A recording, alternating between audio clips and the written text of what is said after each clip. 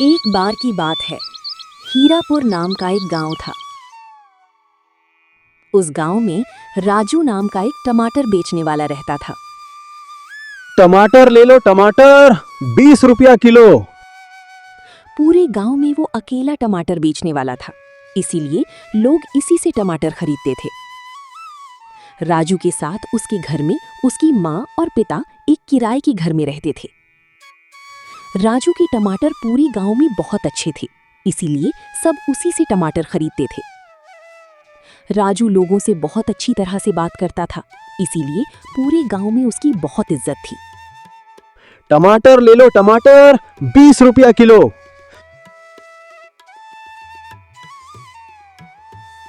Raju 1 kilo टमाटर तोलना जरा। जी भाई, जरूर। राजू लोगों को बहुत ईमानदारी से टमाटर दिया करता था, इसीलिए लोग उस पर भरोसा करते थे। अरे राजू बेटा, 1 किलो टमाटर देना मुझे जरा। जी बाबा जी, जरूर। लीजिए बाबा जी, आपके 20 रुपए हुए। बेटा मेरे पास तो सिर्फ 10 रुपए हैं। एक काम करता हूं, मैं तुम्हें 10 रुपए बाद में दे दूंगा। कोई बात नहीं बाबा जी, आप मेरे पिता सम्मान हैं, इसलिए आप इसे 10 रुपए में ही ले लीजिए। राजू की ये बात सुनकर बूढ़े आदमी की आंखें भर आईं और उसने कहा, वाह बेटा, आज तक मैंने ऐसा कोई इंसान नहीं देखा जो पैसे को छोड़ दे। तुम बहुत अच्छे इंसान हो बेटा। भगवान करे तुम्हारी सब तकलीफें दूर हो जाएं। शुक्रिया बाबा जी।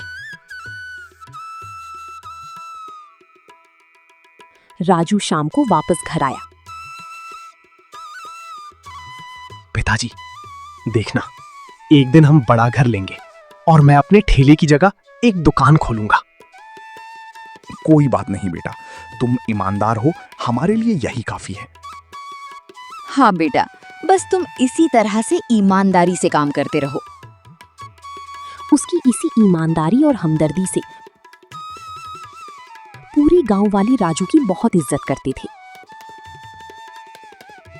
मगर वो जिस घर में रहता था, उस घर का मालिक राजू को हर वक्त परेशान करता था। एक दिन उस घर का मालिक राजू के पास आया और कहने लगा, और राजू, इतने दिन हो गए, मेरा किराया मुझे दो। मालिक, मेरे पास अभी पूरे पैसे नहीं हैं, मैं आपको अगले महीने दे दूंगा।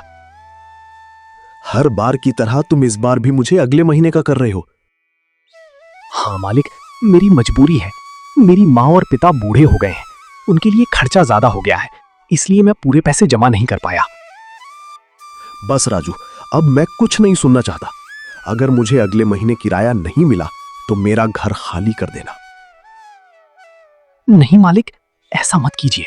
अगर आपने हमें घर से निकाला तो हम कहां जाएंगे? इतना कहकर सेठ वहां से चला जाता है और राजू सोचता है, अब मैं क्या करूं? अगर किराया नहीं दिया तो घर से निकला जाऊंगा, और फिर मेरी माँ और पिता का क्या होगा? इतना कहकर राजू वहां से चला जाता है।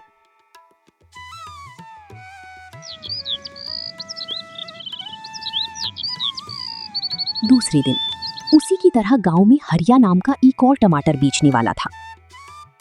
वो टमाटर 50 रुपए किलो से बेचता था।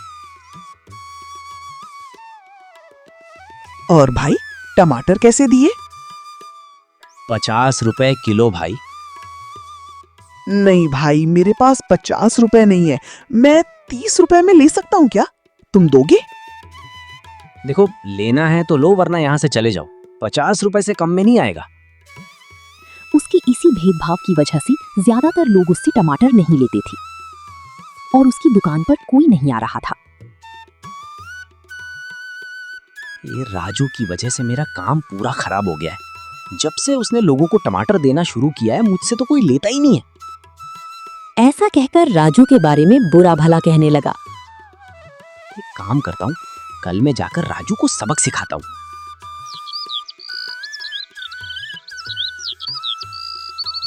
उसके दूसरे दिन हरिया राजू के पास गया और उससे कहने लगा, क्या तुम ही राजू हो? हाँ भाई, मैं ही राजू हूँ। बोलिए, आपको कितने टमाटर चाहिए? मैं तुम्हारे टमाटर खरीदने नहीं आया हूँ। मेरे मोहल्ले के ग्राहक तुम्हारे पास आ रहे हैं, ऐसा क्यों? ऐसा क्यों? मतलब उन्हें मेरे टमाटर पसंद आ रहे हैं इसलिए वो मेरे पास आ रहे हैं। देखो, मैं कुछ नहीं जानता। अब से जो भी तुम्हारे पास टमाटर खरीदने आएगा उन्हें टमाटर मत देना। नहीं, मैं ऐसा नहीं कर सकता हूँ।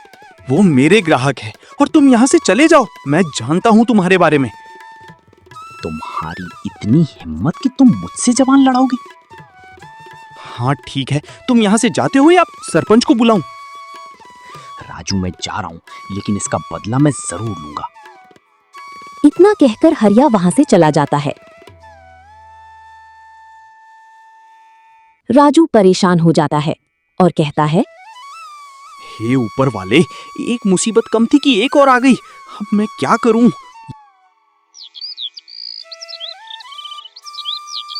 उसके दूसरे दिन राजू जब दुकान पर टमाटर बेच रहा था, तभी वहां पर वो आदमी आया और कहने लगा, हाँ तो राजू, तुम मुझे क्या कह रहे थे, अब मुझे बताओ। यही मेरे ग्राहक हैं, मैं उन्हें ऐसा नहीं कह सकता। और जो भी हो, तुम यहाँ क्यों आए हो? राजू, मैं तुम्हें दोबारा प्यार से समझा रहा हूं, तुम यहां से चले जाओ।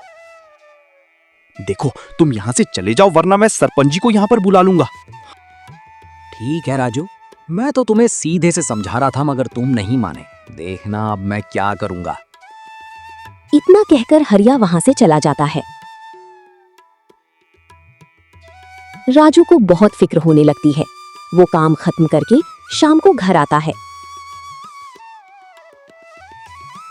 अरे बेटा राजू, तुम बहुत परेशान दिख रहे हो, क्या हुआ? अब क्या बताऊं पिताजी, मेरी दुकान पर एक आदमी आया था। राजू उस आदमी के बारे में पिताजी को सारी बात बताता है।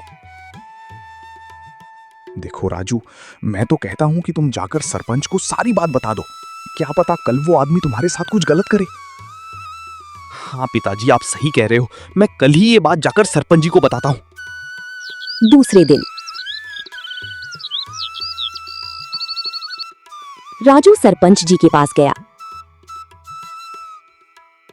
और सरपंच को उस आदमी के बारे में सारी बात बता देता है।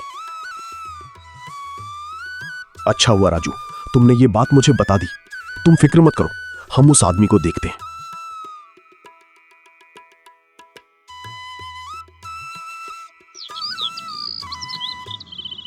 उसके दूसरे दिन जब राजू दुकान पर टमाटर बेच रहा था, तभी वो आदमी दो लोगों को लेकर आया और कहने लगा, हाँ तो राजू, तुम क्या कह रहे थे, अब हम तुम्हें बताते हैं। वो लोग जैसे ही राजू को नुकसान पहुंचाने वाले होते हैं, तभी वहां पर सरपंच जी और राजू के दोस्त आ जाते हैं। खबरदार, किसी ने राजू को कुछ किया तो उसका अंजाम बहुत बुरा होगा। सरपंच को देखकर हरिया डर जाता है। इतना कहकर सरपंच जी उस आदमी और उन दोनों को गांव की बाहर निकाल देती हैं।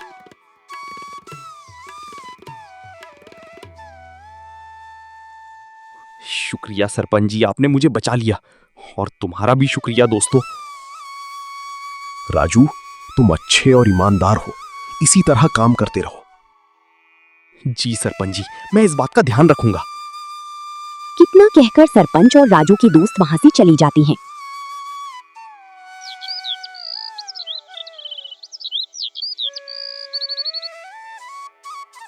दूसरे दिन राजू अपनी टमाटर की दुकान खोलता है। टमाटर ले लो, टमाटर 20 रुपए किलो। अरे राजू, तुम कुछ दिनों से मुझे परेशान लग रहे थे, कोई तकलीफ है क्या? अब क्या बताऊं भाई, बड़ी लंबी कहानी है। तुम टमाटर ले लो। राजू बहुत मेहनत करता है, एक भी दिन नागा नहीं करता और रोज काम करने के बाद राजू कुछ पैसे जमा करता है।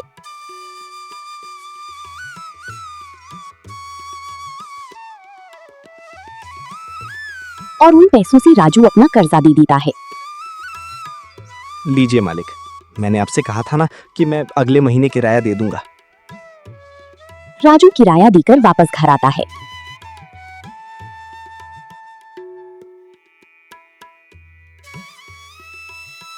और घर जाकर अपने पिताजी से कहता है, पिताजी, अगर आप आज नहीं होते तो मैं बर्बाद ही हो जाता। बेटा, जिंदगी में कितनी भी मुसीबत क्यों ना आए, सच्चाई और ईमानदारी का साथ नहीं छोड़ना चाहिए।